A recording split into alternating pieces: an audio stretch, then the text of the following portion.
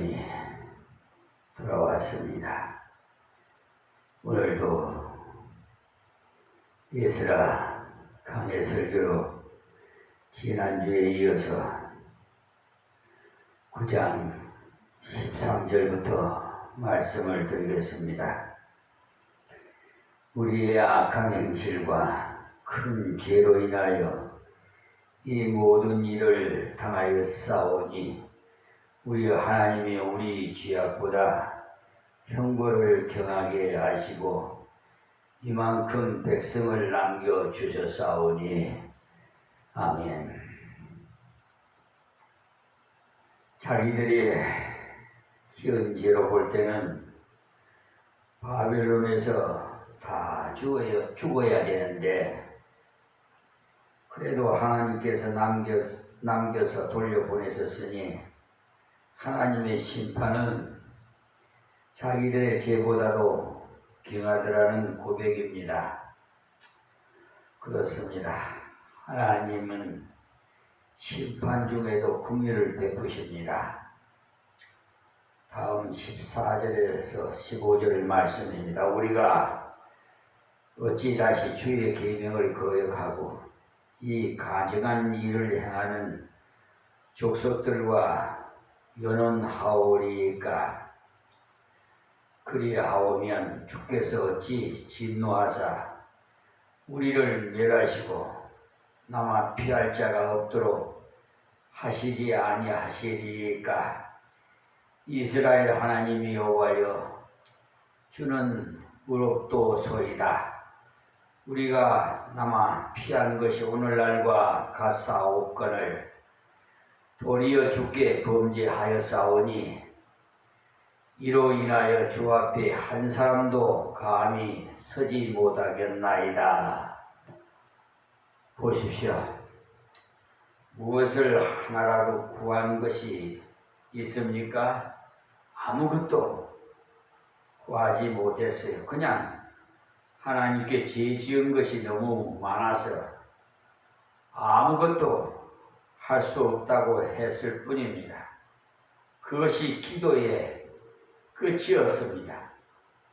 하나님 앞에 자신들의 처지를 그대로 내놓고 하나님의 처분만 기다리는 그런 태도였어요. 하나님께 전적으로 의존하면서 순종하려는 태도였습니다. 10장에 돌아가서는 에스라가 하나님의 전 앞에서 엎드려 기도하고 죄를 자복할 때 백성의 남녀와 어린아이가 그 앞에 모여들었어요. 백성을 대표하는 에스라가 하나님 앞에 통에 자복하니까 백성들이 호응을 했다 이 말입니다. 죄가 있어서 회개하는 것도 귀한 것이지만 에스라는 직접적인 자기 죄는 없었는데도 자기가 깨우치지 못하고 빨리 와서 기도하지 못한 죄를 자복했어요. 우리도 그 책임을 느껴야 돼. 우리가 무슨 죄가 있냐? 신앙생활 잘하는데 우리 임마누엘 교회는 열심히 하고 있는데 이렇게 하겠지요? 맞습니다. 그러나 그런 사람이 자복하고 그런 사람이 통회할 때 그런 사람이 하나님께 자복하고 나갈 때 하나님의 보좌를 움직일 수 있어요. 죄가 있는 사람이 회개하면 죄를 사해 주는 데서 그칠 뿐이지만은 실제로 자기에게는 별로 큰 죄가 없는데도 책임감을 가지고 기도할 때 하나님께서 그 백성을 긍휼히 여기시고 회개하는 무리가 일어나도록 만들어 주십니다. 그들이 찔림을 받지 않겠습니까? 이때도 에스라가 실제로 무슨 죄가 있었겠습니까? 그런데도 저렇게 통회하면서 기도하는데 우리가 이렇게 있을 수 있냐라고 하면서 회개운동이 일어나게 된 것입니다. 그렇습니다. 우리가 회개하는 마음으로 기도하고 새벽마다 모여서 부르짖으면 이 동네 사람들이 이상하게 생각할 것입니다. 저 임마누엘 교회 사람들은 왜 저렇게 많이 우는가? 이렇게 하면서 처음에는 조롱할 것입니다. 그러나 계속 그렇게 하면서 전도하고 사랑을 베풀며 권고하고 회개하는 무리가 일어나게 하실 겁니다. 교회가 회개하지 시작하면은 백성을 회개하게 하세요.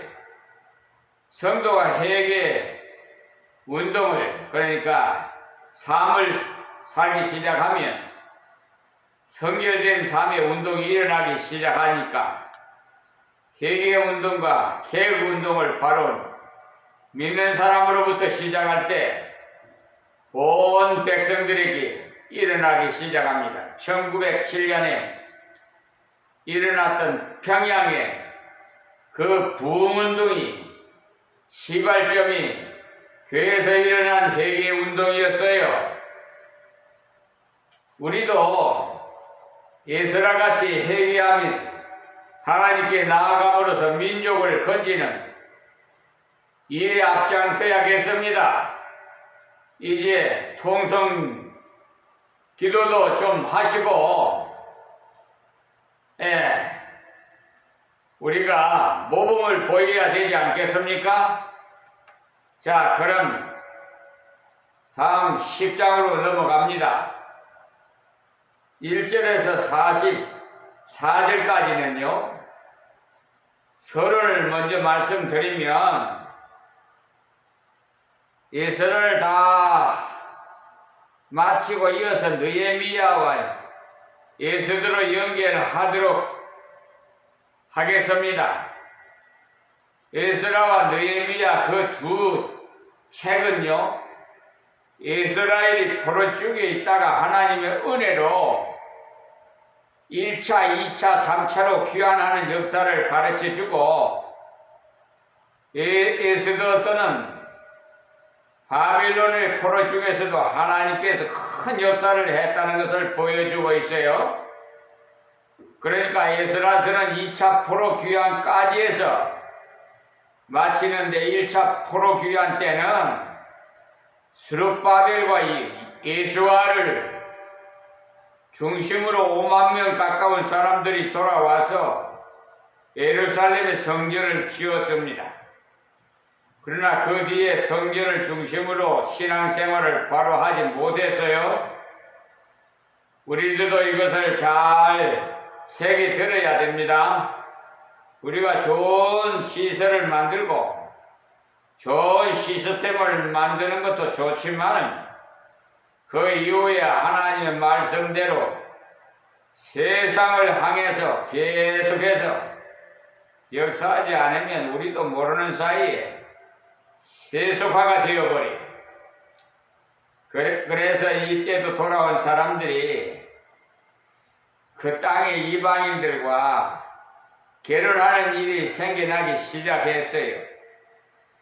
에스라가 그 소식을 듣고 하나님의 말씀을 가르치기로 작정하고 10,000명 가까운 사람들을 데리고 돌아왔어요. 그 중에서도 많은 레위인들을 일부러 모집해서 데리고 왔어요. 왜냐하면 말씀을 가르치는 레위인들을 일부러, 그러니까 하려면 혼자서는 안 되기 때문에 돌아올 때 너무나 감사했죠.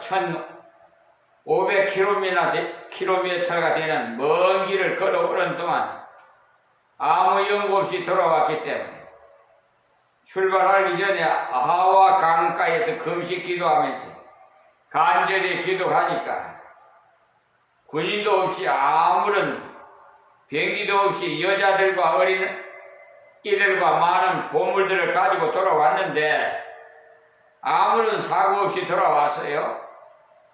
그러니까 얼마나 감사합니까?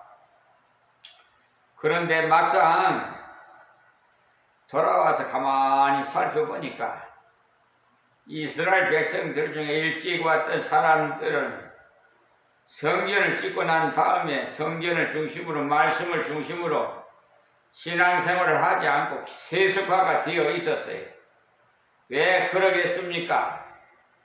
바벨론에 가가지고 70년 동안 살면서 이방인들에게 대한 경계가 희미해졌기 때문에 그래요. 원래 이스라엘 사람은 이방인과 말도 잘하지 않고 음식도 같이 먹지 않을 만큼 철저했는데 바벨론의 이방인 속에 들어가가지고 종노릇하고 살다 보니까 이방인과 사는 것이 상당히 자유스럽게 느껴지게 되었다 이 말입니다. 그래서 반드시 유대인으로 며느리를 볼 것이 아니라 이방 사람들 중에서도 예쁜 사람이 많으니까 그들 중에서도 며느리를 보면 어떻겠나 이렇게 하게 됩니다. 오늘 내용을 읽어보면요 1103명이 이방인과 결혼을 했어요. 그 중에 대제사장 집안에서 4명, 평제사장 중에서 13명, 레위인 중에서 10명, 평민 중에서 86명이 이방인과 결혼을 했어요. 가만히 보면 제사장 레위인들의 비율이 굉장히 높습니다. 소위 말하는 지도급에 속한 사람들이 더 쉽게 타협을 해버렸다 이 말입니다. 자, 10장 1절입니다. 에스라가 하나님의 전 앞에 엎드려 울며 기도하여 죄를 자복할 때 많은 백성이 심히 통곡하여 이스라엘 중에서 백성의 남녀와 어린 아이의 큰 무리가 그 앞에 모인지라. 그러니까 전 앞이라고 한 것을 보면 성전 뜰에서 이랬던 모양이에요. 성전 안에는 제사장만 들어갈 수 있기 때문에. 그러니까 이스라엘에는 여자들의 뜰, 남자들의 뜰이 있어서 뜰에서 제사를 드렸기 때문에 향단이나 등잔 같은 것은 성전 안에 있지만 제사를 드리는 제단이라고 하는 번제단은 성전들에 있어요. 이때가 저녁 제사 드리는 때인데 이때 보통 사람들이 많이 옵니다. 그럴 때 에스라가 하나님 앞에 엎드려서 울며 죄를 자복하는 기도를 했어요. 그랬더니 많은 백성들이 함께 통곡했다고 했어요. 최고의 지도자 에스라가 와서 눈물을 흘리면서 회개하고 통회하니까 백성들이 앞에서 듣고 있다가 같이 통곡을 했다 이 말입니다. 지금은 부부와 같이 이렇게 좌석에 앉아가지고 예배를 드리고 그러지요. 자녀들도 같이. 그런데요, 전에는 우리 한국 교회도 이렇게 남자는 남자대로, 여성들은 여성대로 이렇게 분리해서 앉아서 예배를 드렸습니다. 그거는 그냥 그렇다는 것만 알고 계세요. 예전에는 그렇게 우리도 예배를 드렸어요. 이스라엘 중에서 백성들의 남녀와 어린 아이의 큰 무리가 이 앞에 모인지라 이렇게 말씀한 것은 그 소문이 퍼져서 신앙적으로 살아보려고 생각했던 사람들이 다 모였다 이 말입니다. 그러지 않아도 제사장 중에도 이방인과 결혼한 사람이 있네. 대제사장 중에도 이방인과 결혼한 사람이 있네. 레인 중에도 이방인과 결혼한 사람이 있네. 내 주위에도 이방인과 결혼한 사람이 있네라고 마음에 끓이고 있었는데 에스라가 와갖고 회개를 외치고 통에 자복하니까 그 무리들이 모여 들었던 것입니다.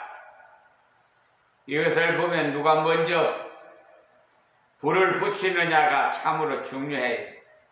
사람들은 누구라도 이래서는 안 되는데 하는 생각은 가지고 있어도 그것을 교회적으로 내놓고 회개하는 일을 시작하는 일가 필요해요. 이때 당시는 국가교회입니다. 왜냐하면 이스라엘 사람들은 다 할례를 받았기 때문에 요즘 말로 하면 유아 세력을 받았다 이 말입니다. 그렇기 때문에 이때 이스라엘 나라를 현재 대한민국이라는 한 국가에 비유하면 안 됩니다. 그러니까 이때 교회가 타락해 있다는 것을 말하고 있어요.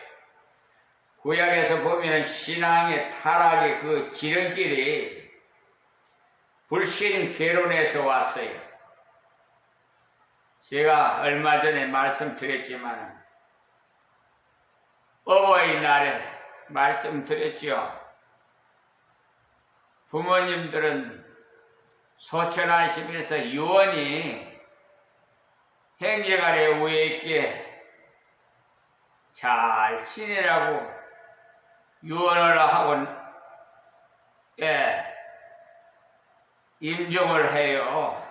임종을 저는 이렇게 했는데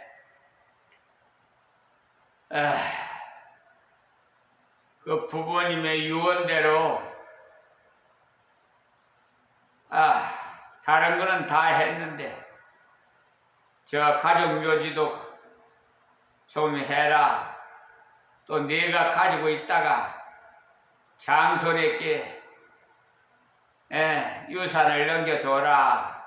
그 뜻은 바로 예전에 유교 사상이 있어가 우리나라에 장손이 그 제사를 지내고 또 그 시제를 지내고 그랬지 않아요.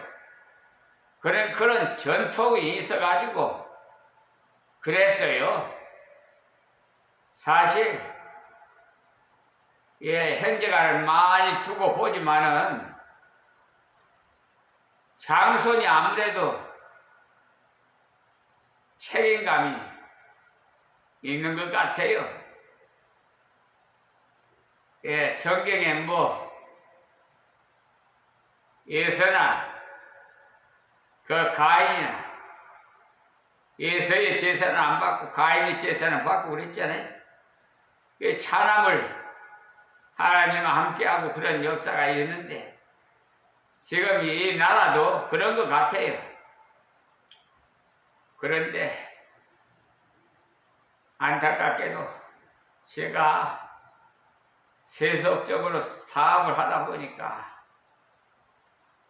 40세 이전에 그랬다가 40세 딱 하나님께서 십자가 지라고 그래갖고 이렇게 오늘날까지 하나님만 바라보고 이렇게 사명을 감당하고 있습니다. 근데 마음에 걸리는 것이 형제간에 우애 있게 지내야 되는데 안타깝게도 제가 기도가 부족해서 그런지 그 제수씨들이 다 진짜 절에 다니고 또 마귀 사탄에 미혹당해서 간신들에게 이간자애들 마귀가 그 이제 뜻이 이간자예요. 미혹당해가지고 그렇게 행지간을 보고 싶은데도 오지를 않으니까 어디에서 사는지도 또 막두기는 알지도 못해요. 우리 종렬이는 어디서 사는지도 몰라요.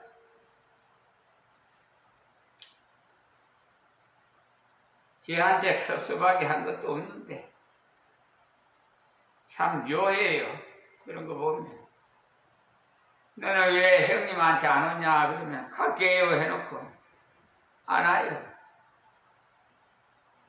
걔가 34세 때 위암이 걸려갖고 한강성심병원에서 다 죽어갔는데 중환자실에서 그냥 복수가 차서 황달이 되고 흑달이 되면 의술로는 못 고치겠다고 주치의사가 행정관들 다 모이라고 그래서 그 자리에서 발표했어요. 그랬더니 밑에 있던 동생이 그럼 원자력병원으로 갑시다 그러지. 원자력병원에 차들 가지고 가니까 안 받아주더라고. 차도 기록 보니까 뭐 사행선고 떨어진 걸 받아주겠습니까? 다시 돌아와서 저 한강 성심병원에서 참 사정을 해서 일반실에서 일주일 동안만 좀 입원시키게 해달라고 간청을 했더니 의사가 들어줘서 일반실에서 일주일 동안 있었는데 3일 되는 날 제수씨한테서 전화가 왔어. 내 아빠가 복수가 빠지고 밥을 먹습니다. 할렐루야. 참 하나님께서 불쌍히 여기시고 기도를 들으시고 치료해 주시니까 얼마나 감사한지. 그런데도 몰라요. 지금 신앙생활 잘 하는지 어쩌는지 모르겠어요. 제가 나이도 나도 들고 이제 주님 부르시는 날만 기다리고 있는데 언제 부르실지 모르겠습니다만 오늘도 뭐 조금 몸이 불편한데도 그냥 누가 돌아볼 사람이 없어가지고 좀 어떻게 그냥 억지로 그냥 저 했더니 너무 몸이 무거워가지고 너무 힘듭니다.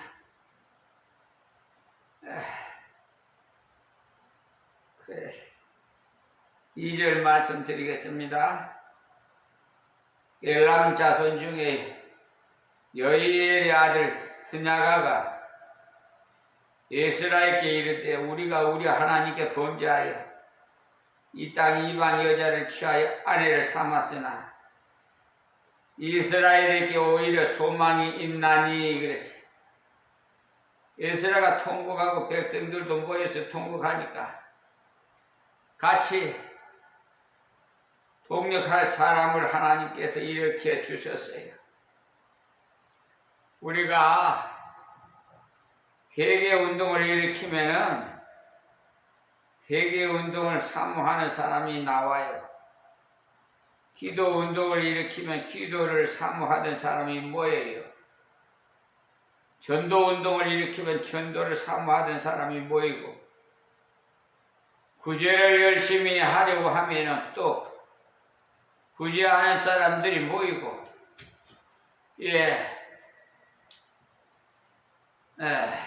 그러니까 누가 먼저 라기보다도 믿음이 있는 자가 먼저 앞장서서 나갑니다.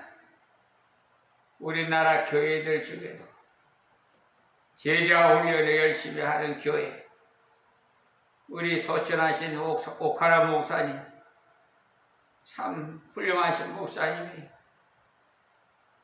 근데 후계자로 오신 목사님은 좀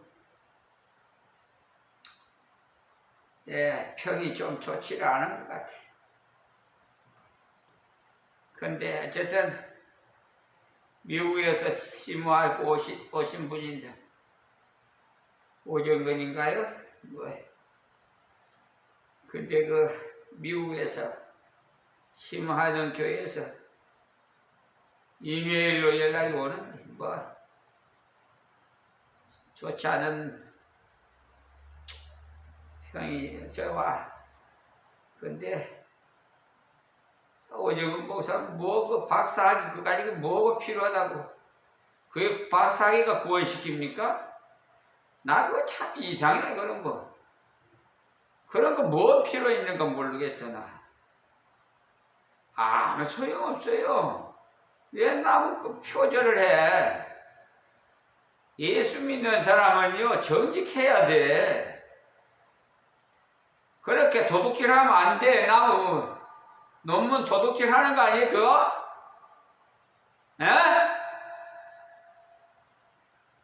오늘 보여야지. 그게 뭔 짓거리지? 그 때문에 뭐 회개했다고 그렇게다만 치료를 해서 말은 밑가닥에 설거는 잘해. 가만히 보면. 그런데 참 우리 한국교회 대학교가 문제가 있어요. 참 이번 윤석열 전 대통령 탄핵에서 그 과정에서 일어나는 얘기를 전해 들어보면 한국교회가 왜 그런 개입을 해가지고 이방인으로부터 좋지 않은 소리를 들어.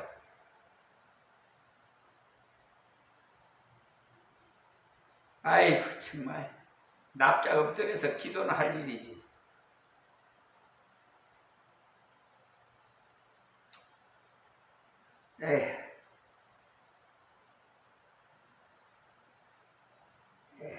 교회는요 그런 쪽으로 하면 안 돼요.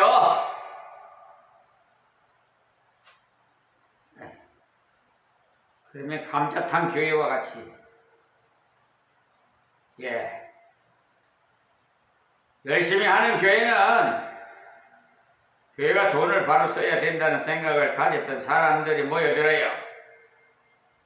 아직까지 개척교회인데도 900명이 모였다는 건 굉장한 거. 하나님의 사람 보내주신. 참 이때도 마찬가지 이렇게 해서 회개운동을 일으키니까 세가랴가 예서라 제사장 울고만 있을 것이 아니라 민족적으로 이 일을 일으켜야 합니다라고 나왔어요. 실제로 이것이 중요해요. 나 혼자 회개하고 나 혼자 기도 많이 하는 것도 중요한데 그것을 계획적으로 조직적으로 해서 민족적인 운동을 일으켜야 됩니다. 여러분, 요한 웨슬레라는 사람은 감리교회를 창시하는 사람이에요. 동시대에 화이트필드라는 유명한 설교자가 있었는데 그 두 사람이 다 굉장히 훌륭했어요. 그런데 설교면에서는 하이필드가 월등했어요. 감동도 많이 주고 눈물 흘리고 회개하는 역사가 많이 일어나. 요한 웨슬레와는 상대가 안 될 정도였어요. 그런데 하이필드는 그렇게 설교를 하다가 그렇게 가버렸기 때문에 그 영광이, 그 영향이 오래가지 못했어요. 그런데 웨슬러는 조직화했어. 지금 구역이라는 것이 거기서 제일 먼저 발달해 나온 거예요. 감리교에서는 속회라고 하지요. 속장이라는 말을 들어보셨지요? 그것을 조직화해서 작은 그룹들끼리 열심히 모여서 기도하고 전도했더니 그것이 강력하게 역사를 해서 20만을 하나님께로 돌아오게 하는 역사가 일어났어요. 우리는 그런 것들을 앞으로 영어를 많이 해야 됩니다. 그냥 그저 은혜 높게 하다가 하고 지나가는 것은 좋아 보이지만은 훈련되지 않으면 안 돼. 저주가 되지 않으면 강한 힘을 발휘할 수가 없어요. 그리고 우리가 이 도성을 점령하고 한국을 점령하려면 나가서 열방을 돌아오게 하려면은 훈련되고 조직화가 되어야 해. 그래서 우리는 제자 훈련도 받아야 되고 기도 훈련도 받아야 되고 전도 훈련도 받아야 돼.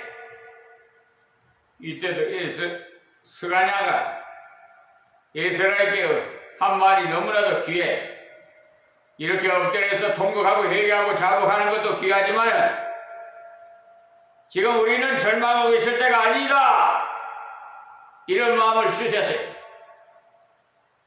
하나님께서 우리 민족을 다시 일으켜서 은혜를 주시려고 하는 거지요. 그렇게 이스라엘을 일으켜서 오늘 여기서 말씀드리겠습니다. 하나님 감사합니다. 주신 말씀 이 종이 힘있는 대로 정교에서 오늘 너무나도 몸이 안 좋아서 이렇게 전했으나 생명의 말씀은 살아서 운동력이 있어서 골수를 쪼개고 아버지 저들을 완전히 회개시켜 주실 줄 믿사옵고 존귀하신 예수님의 이름으로 기도합니다. 아멘. 아멘. 할렐루야.